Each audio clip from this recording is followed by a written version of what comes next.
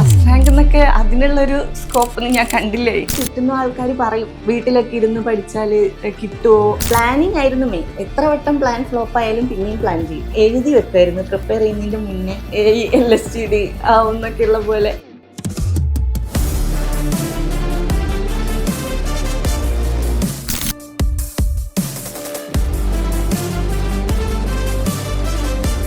നമ്മളെ ഏരിയയിലൊക്കെ ഇങ്ങനെ കന്ന് പെൺകുട്ടികളെ കല്യാണം കഴിപ്പിച്ചയക്കുക. ഇവര് പക്ഷെ ഭയങ്കര വ്യത്യസ്തര. ആ സമയത്ത് തന്നെ പെൺകുട്ടികളാണെങ്കിൽ പഠിക്കണം, ജോലി വേണം, സ്ട്രോങ് ഒപ്പീനിയൻ ഉള്ള ആൾക്കാരാണ്. PSC എന്നൊക്കെ പറഞ്ഞാൽ ഇങ്ങനെ വാസ്റ്റ് ആയിട്ട് കിടക്കുകയല്ലേ. എന്തെങ്കിലും കണ്ട് സ്റ്റോപ്പ് ചെയ്യാതെ നമ്മൾ മുന്നോട്ട് പോയാൽ എന്തായാലും.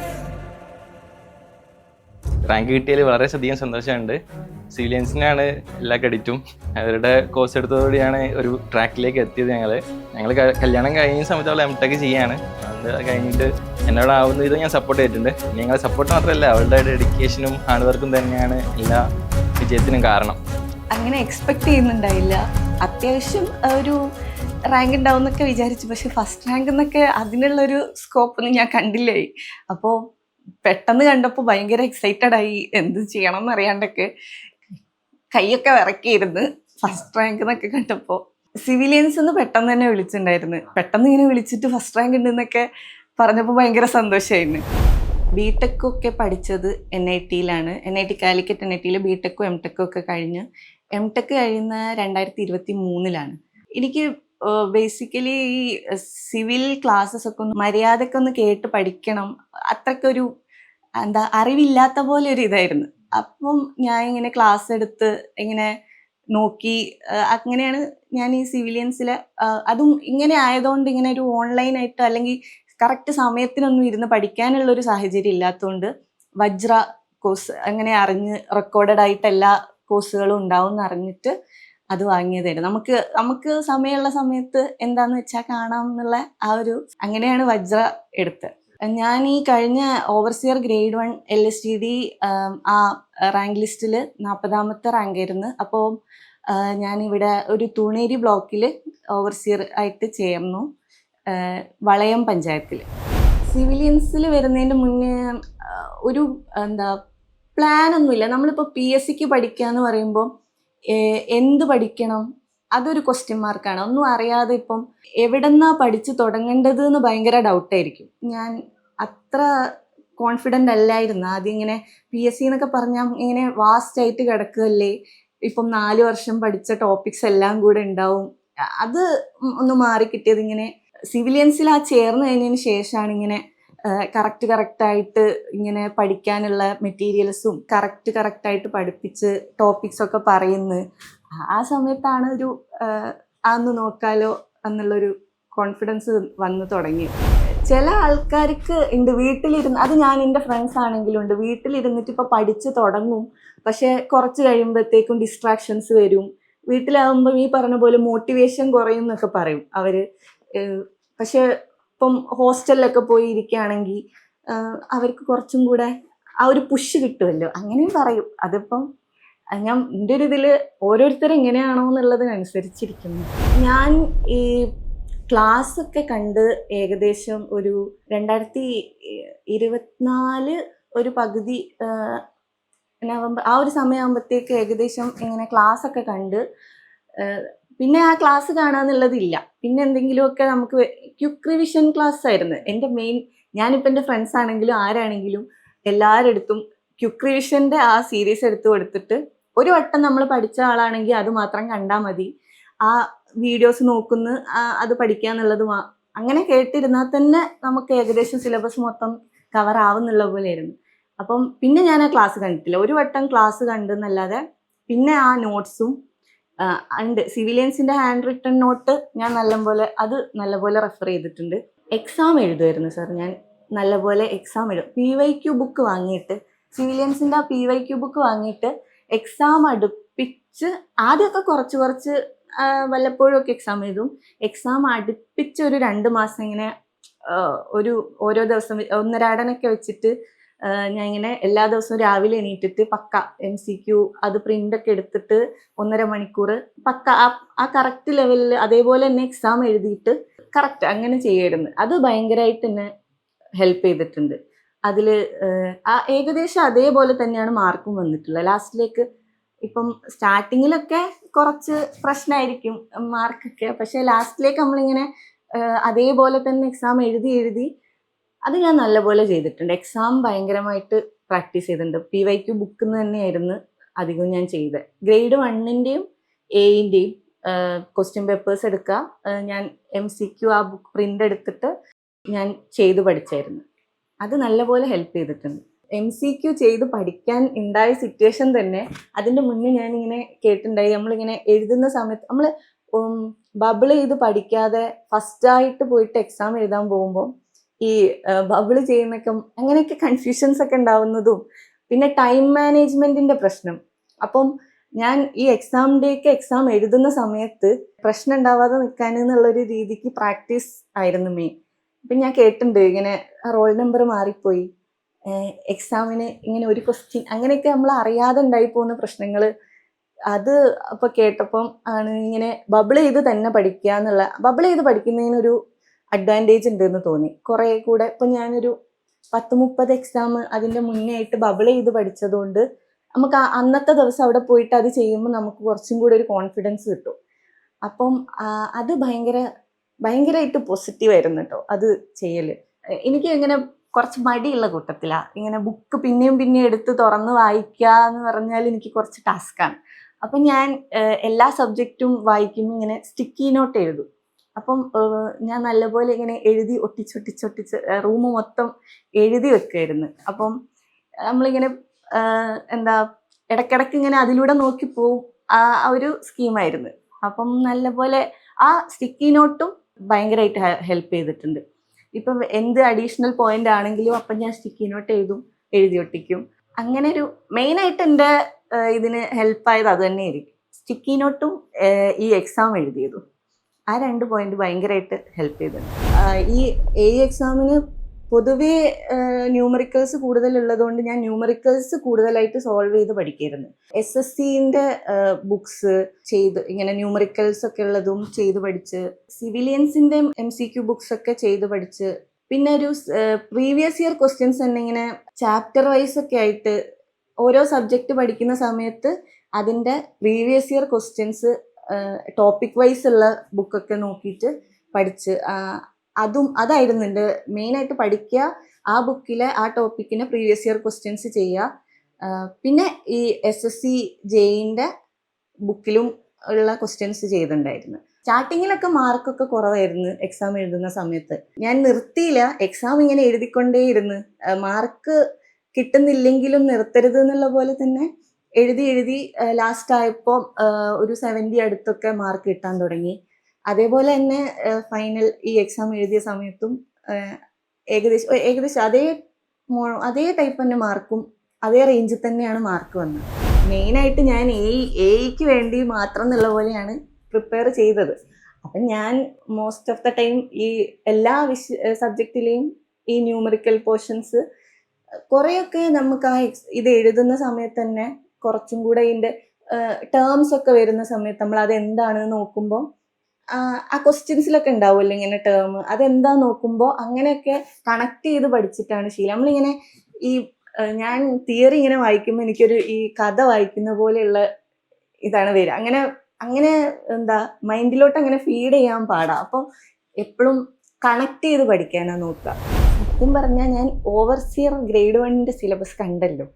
അപ്പം എനിക്ക് എയിൻ്റെ സിലബസ് കണ്ട സമയത്ത് ഗ്രേഡ് 1 വെച്ച് നോക്കുമ്പോൾ കുറച്ചുകൂടെ എനിക്ക് സന്തോഷമായിരുന്നു ശരിക്കും. അങ്ങനെ ഈ പറഞ്ഞ പോലെ വെയിറ്റേജ് അനുസരിച്ച് എത്രയാണ് മാർക്ക് എന്നുള്ളതൊക്കെ അനുസരിച്ച് ഇങ്ങനെ പ്ലാൻ ചെയ്ത് ഭയങ്കര ഇങ്ങനെ പ്ലാനിങ് ആയിരുന്നു മെയിൻ. എത്ര വട്ടം പ്ലാൻ ഫ്ലോപ്പ് ആയാലും പിന്നെയും പ്ലാൻ ചെയ്തിട്ടാണ് അപ്പം നമ്മൾ ആ പ്ലാനിൽ നിന്നൊന്ന് വിട്ടുപോയി എന്നുള്ള ഒരു അതായാലും ഞാൻ പിന്നെയും പ്ലാൻ ചെയ്യും. ഇത്ര സബ്ജക്റ്റ് ഉണ്ട്, ഇത്ര മാർക്കാണ്, ഇത്ര ദിവസമാണ്, എന്നിട്ട് ഇങ്ങനെ പ്ലാൻ ചെയ്തിട്ട് പിന്നെയും അത് തന്നെ പിന്നെയും തുടങ്ങും. മെയിനായിട്ട് RCC, സ്റ്റീല്, ഈ പറഞ്ഞ പോലെ ജിയോടെക്, ട്രാൻസ്പോർട്ടേഷൻ, എൻവയോൺമെൻറ്റ്, ഇങ്ങനെ കുറേ മാർക്ക് നല്ല സ്കോർ ചെയ്യാൻ ചാൻസ് ഉള്ള സബ്ജക്ട്സ് എടുത്ത് വെച്ചിട്ട് അത് മെയിൻ സബ്ജക്റ്റ് ആക്കി വെക്കും. പിന്നെ ഒരു സബ് പോലെ ബാക്കി ഈ പറഞ്ഞ estimation, valuation, building materials, irrigation, hydrology, ഈ നമ്മൾ പറഞ്ഞ ഈ തിയറി സബ്ജക്ട്, ഞാൻ ഇങ്ങനെ നമുക്ക് ഇഷ്ടപ്പെടുന്ന ഒരു സബ്ജക്റ്റ്, ഇഷ്ടപ്പെടാത്ത സബ്ജക്റ്റ്, ഇഷ്ടപ്പെടാത്തന്നല്ല, നമുക്ക് കുറച്ച് പാടായിട്ടുള്ള സബ്ജക്റ്റ്, അത് രണ്ടും കൂടെ ഇങ്ങനെ എന്താ പ്ലാനിൽ ഒരുമിച്ച് കൊണ്ടുപോകുമ്പം അത്രയ്ക്ക് പ്രശ്നമില്ലാതെ തീർക്കാൻ പറ്റുമെന്ന് തോന്നി, സിലബസിൽ കവർ ചെയ്യാൻ പറ്റും. റാങ്ക് ബൂസ്റ്റർ ഭയങ്കര ഹെൽപ്ഫുൾ ആയിരുന്നു. ഇപ്പം ഞാൻ ഈ പറഞ്ഞ പോലെ നമ്മൾ എത്ര ഈ പഠിച്ചു തുടങ്ങിയാലും നമ്മൾ ഒരു ലെവലിലെത്തി സ്റ്റക്കാവുമെന്ന് പറയില്ലേ. ഇപ്പം ഒരു 40-50 മാർക്ക് കിട്ടിക്കഴിഞ്ഞാൽ ആ മാർക്കിൻ്റെ മേലേക്ക് പോകാൻ കുറച്ച് പാടാണെന്ന്. അപ്പോൾ ആ ഒരു റാങ്ക് ബൂസ്റ്റർ ക്ലാസ് നമ്മളെ ലെവലൊന്ന് കൂട്ടാൻ നല്ലപോലെ ഹെൽപ്പ് ചെയ്തിട്ടുണ്ട്. ഫ്ലൂയിഡ്സിൻ്റെ ക്ലാസ്, അത് ഞാൻ സത്യം പറഞ്ഞാൽ ഫ്ലൂയിഡ്സ് ഞാൻ ഇതിന് മുന്നേ പഠിച്ചിട്ട് അങ്ങനെ ഡീപ്പായിട്ട് അങ്ങനെ ഒരു പഠിക്കാനുള്ള ശ്രമം നടത്തിയിട്ടേ ഇല്ല. അപ്പോൾ അതും എനിക്ക് ഭയങ്കര ഇഷ്ടമായി. എല്ലാ സിവിലിയൻസിൻ്റെ എനിക്ക് അത്രയും ഞാൻ അങ്ങനെ ഇരുന്ന് പഠിച്ചത് എനിക്ക് ഭയങ്കര സിമ്പിളായിട്ട് പറഞ്ഞു തരുന്ന പോലെ തോന്നും. നമ്മളിങ്ങനെ കുറേ ഇങ്ങനെ മനസ്സിൽ ഈ സാറ് പറഞ്ഞ പോലെ ഈ സിലബസ് കാണുമ്പോൾ നമുക്കൊരു പേടിയാണല്ലോ, ഇങ്ങനെ എന്തൊക്കെയോ കൂടുതലുണ്ട് എന്നുള്ള പോലെ തോന്നുന്നത്. ഇവർ ക്ലാസ് എടുക്കുന്ന സമയത്ത് ഇങ്ങനെ ഭയങ്കര എന്താ ഒന്നും അല്ലാത്ത പോലെ ക്ലാസ് എടുത്തു പോവുക. അപ്പം നമ്മളും അതേപോലെ ഇങ്ങനെ കുറച്ചുകൂടെ ടെൻഷൻ ഇല്ലാതെയായി മാറും അവർ ക്ലാസ് എടുക്കുമ്പം തന്നെ.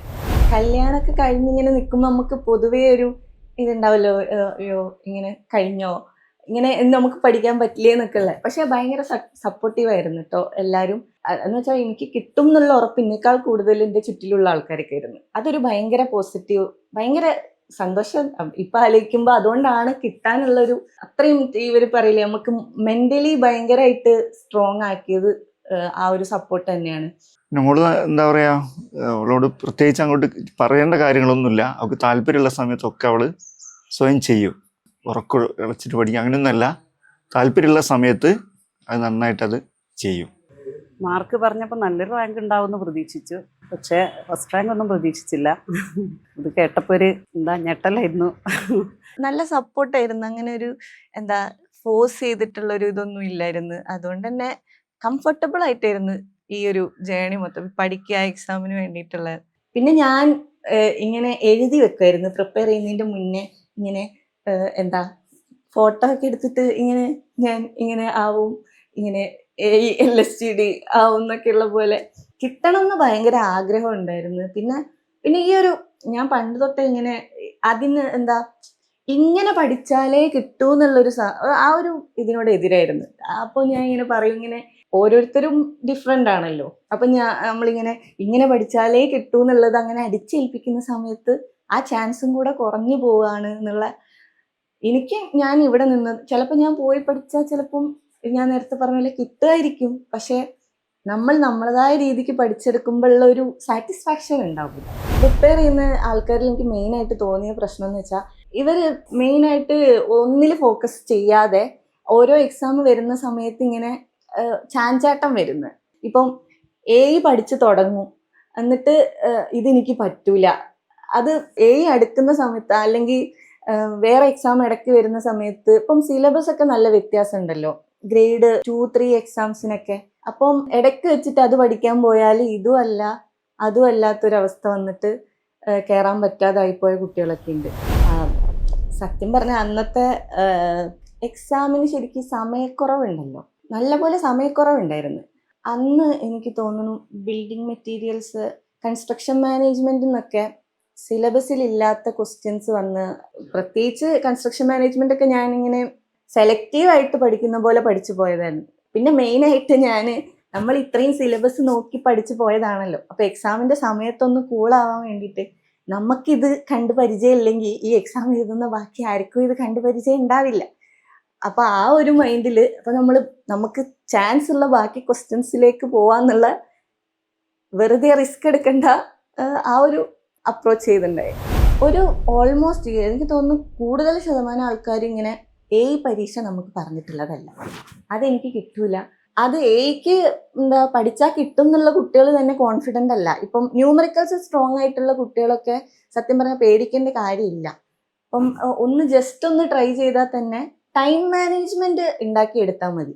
അത് ഉണ്ടാക്കിയെടുക്കാൻ പ്രാക്ടീസ് ചെയ്യാൻ എല്ലാവർക്കും പേടിയായി. ഇപ്പം ഞാൻ ഇത് മാത്രം നോക്കിയാൽ മറ്റേ എക്സാം എനിക്ക് കിട്ടൂലല്ലോ, മറ്റത് സിമ്പിൾ ആണല്ലോ എക്സാം എന്നുള്ളൊരു പേടിയുണ്ട്. പക്ഷെ അങ്ങനെയല്ല.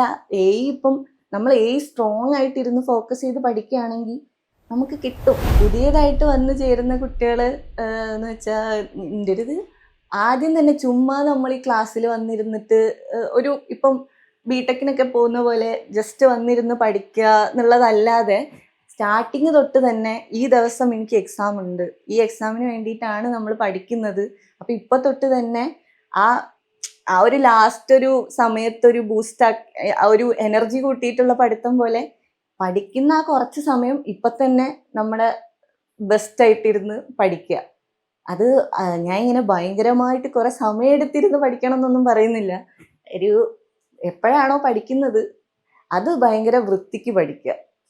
ഒരു എന്താ മോട്ടിവേഷൻ നമ്മൾ തന്നെ ഉണ്ടാക്കുന്നതാണ് മോട്ടിവേഷൻ. എന്താ ഈ സമയം കൊണ്ട് എനിക്ക് ഇത്ര ചെയ്യാൻ പറ്റും എന്നുള്ളൊരു തോന്നൽ ഉണ്ടായാൽ തന്നെ എന്താ നമ്മൾ സെറ്റാവും. അത്ര പേടിക്കേണ്ട കാര്യമൊന്നുമില്ല. നമുക്ക് സിമ്പിളായിട്ട് ഒന്ന് ഉറച്ചിറങ്ങിയാൽ പറ്റാവുന്നത് തന്നെയുള്ളൂ. ഫസ്റ്റായിട്ട് ഉള്ള കുട്ടികളാണെങ്കിൽ ആദ്യം തന്നെ പ്ലാൻ ചെയ്യണം. ചുമ്മാ വന്ന് അങ്ങനെ കുറച്ച് കഴിഞ്ഞാൽ എന്നുള്ളതല്ലാതെ സ്റ്റാർട്ടിങ് തൊട്ട് തന്നെ പ്ലാൻ ചെയ്യുക. കുറേ വർഷം എനിക്ക് തോന്നിയത് ഈ പറഞ്ഞ പോലെ എൻ്റെ കൂടെ ഉള്ള ആൾക്കാരൊക്കെ ഇവരിപ്പം ഒരു എക്സാമിന് കിട്ടിയില്ല എന്ന് പറഞ്ഞ് പിന്നെയും സ്റ്റാർട്ട് ചെയ്യുന്നത് ആ സെയിം സ്ട്രാറ്റജീസ് വെച്ചിട്ട് പിന്നെയും ചെയ്യുന്ന പോലെ ആയിരിക്കും. നമുക്ക് എന്തെങ്കിലും ഒരു പ്രശ്നം ഉണ്ടാവും. നമ്മൾ ആ ചെയ്തതിൽ എന്തെങ്കിലും ഒരു നമുക്കിപ്പം മാർക്ക് ഇപ്പം ഒരേ ലെവലിൽ സ്റ്റക്കായിട്ട് നിൽക്കുകയായിരിക്കും. ഇപ്പോൾ എയ്ക്കൊക്കെ ഒരു 40-45 ലെവൽ അവിടം വരെ എത്താൻ ഒരു വർക്കുണ്ട്. പക്ഷെ അവിടെ നിന്ന് മേലോട്ട് പോകണമെങ്കിൽ നമ്മൾ എന്തെങ്കിലും ഒന്ന് എക്സ്ട്രാ കൊടുക്കേണ്ടി വരും. അത് കൊടുക്കാതെ നമ്മൾ പിന്നെയും ആ 45 എത്തിയ ആ ഒരു എഫേർട്ട് പിന്നെയും ഇട്ടുകൊണ്ടിരിക്കുമ്പോൾ അതാണ് അവിടെ പ്രശ്നമായിട്ട് എനിക്ക് തോന്നിയത്. എന്തെങ്കിലും നമുക്കൊരു മിസ്സിങ് ഉണ്ടാവും. അത് എന്താണെന്നുള്ളതൊന്ന് കണ്ടുപിടിച്ച് എന്തായാലും പറ്റും തന്നെയാണ് എൻ്റെ ഒരു വിശ്വാസം. എൻ്റെ പേഴ്സണൽ ഇതിൽ നിന്ന് പറയുകയാണെങ്കിൽ ഇപ്പോൾ എക്സാം എഴുതിയ സമയത്ത് ഞാൻ എക്സാം എഴുതി പഠിച്ച സമയത്ത് സ്റ്റാർട്ടിങ് ഒക്കെ 45 ആ റേഞ്ചിലാണ് എക്സാമിന് സ്റ്റാർട്ടിങ്ങിൽ ഉണ്ടായിരുന്നത്. പിന്നെ നമ്മളിങ്ങനെ അതിൽ നിർത്താതെ പിന്നെ ഞാൻ ആ എക്സാം എഴുതിക്കൊണ്ടിരുന്നത് എല്ലാ ദിവസവും എന്ന് പറഞ്ഞോണ്ട് എഴുതി അപ്പം നമ്മൾ ആ എക്സാമിന് എന്താണോ നമ്മളത് ചെക്ക് ചെയ്യുമല്ലോ. അത് ക്വസ്റ്റ്യൻസ് ഒക്കെ തെറ്റിയ ക്വസ്റ്റ്യൻസ് റെഫർ ചെയ്ത് അങ്ങനെ പിന്നെ ഇങ്ങനെ നോക്കി ലാസ്റ്റ് ആകുമ്പോഴത്തേക്ക് അത് എന്തായാലും ഇമ്പ്രൂവ് ആവും. എന്തെങ്കിലും കണ്ട് സ്റ്റോപ്പ് ചെയ്യാതെ നമ്മൾ സ്റ്റോപ്പ് ചെയ്യരുത്. മുന്നോട്ട് പോയാൽ എന്തായാലും കിട്ടും.